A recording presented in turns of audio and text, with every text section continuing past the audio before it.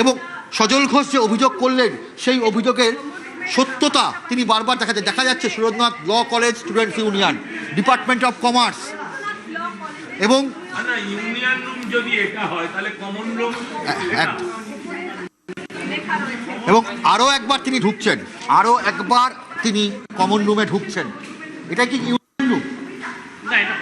তাহলে বাইরে union room লেখা এবং ছবি দেখতে পাচ্ছেন।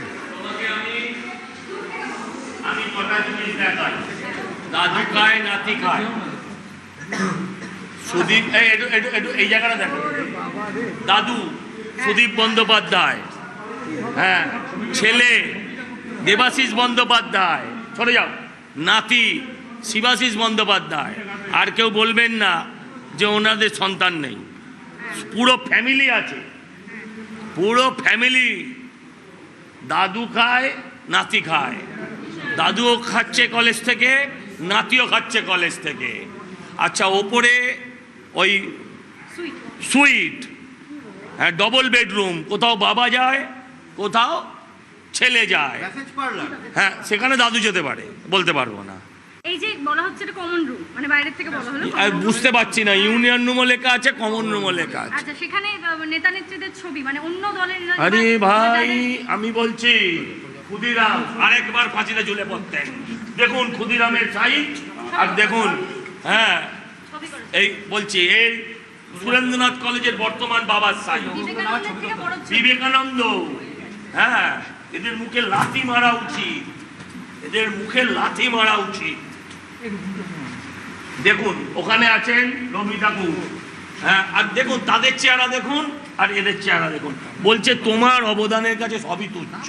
ঠিকই তো বলেছে, তোমার অবদানের কাছে সবই তো তুচ্ছ, একদম।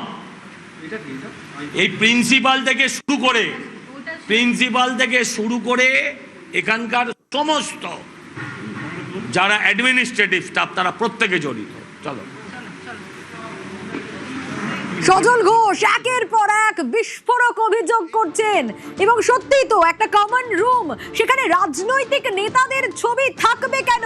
এবং যত নষ্টের মূল এই দেবাশিস বন্দ্যোপাধ্যায়, তার ছেলে শিবাশিস বন্দ্যোপাধ্যায়, সুদীপ বন্দ্যোপাধ্যায়ের নাম উঠে আসছে, নয়না বন্দ্যোপাধ্যায়ের নাম উঠে আসছে। আপনাদের জানিয়ে রাখি, নয়না বন্দ্যোপাধ্যায়কে আমরা একাধিকবার কল করেছিলাম, তিনি ফোন ধরলেন এবং ব্যস্ততার অজুহাত দিলেন, তারপর আর কোনো কিছুই বলতে চাইলেন না, ব্যস্ততার অজুহাত দিলেন নয়না বন্দ্যোপাধ্যায়।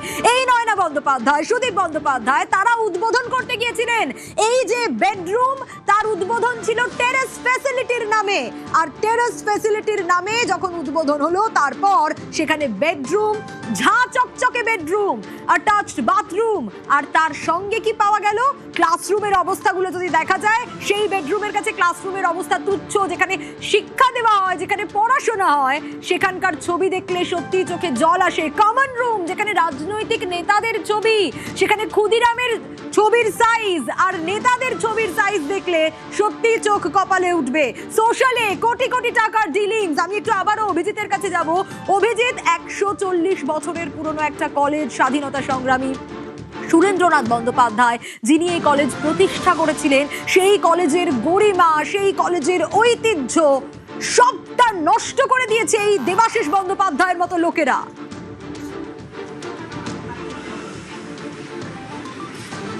ফোন কেটে গেছে, আমাদের সঙ্গে যোগাযোগ বিচ্ছিন্ন হয়েছে। আমরা অভিজিতের সাথে আবারও যোগাযোগ করব। এবং ভেবে দেখুন, একটা কলেজ সোশ্যাল, কলেজে হতো না, নেতাজি ইন্ডোর ভাড়া করে হতো।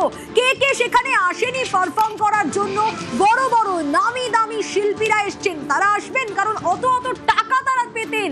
পারফর্মার তারা পারফর্ম করতে আসতেন, কোটি কোটি টাকা খরচ হতো সোশ্যালে, একটা কলেজের সোশ্যাল, একটা কলেজের ফেস্টে। আর সেই কলেজে পোকায় খাওয়া টাকা উদ্ধার হলো। সেই কলেজে বেডরুম দেখা গেল, ওয়ো room, coat unquote. Sajal Ghosh যা বলছেন, একের পর এক বিস্ফোরক অভিযোগ করছেন, বলছেন এই সব ভাগের টাকা সাংসদ সুদীপ বন্দ্যোপাধ্যায়, বিধায়ক নয়না বন্দ্যোপাধ্যায়, এমনকি কালীঘাট অব্দি পৌঁছে যেত বলে অভিযোগ তার।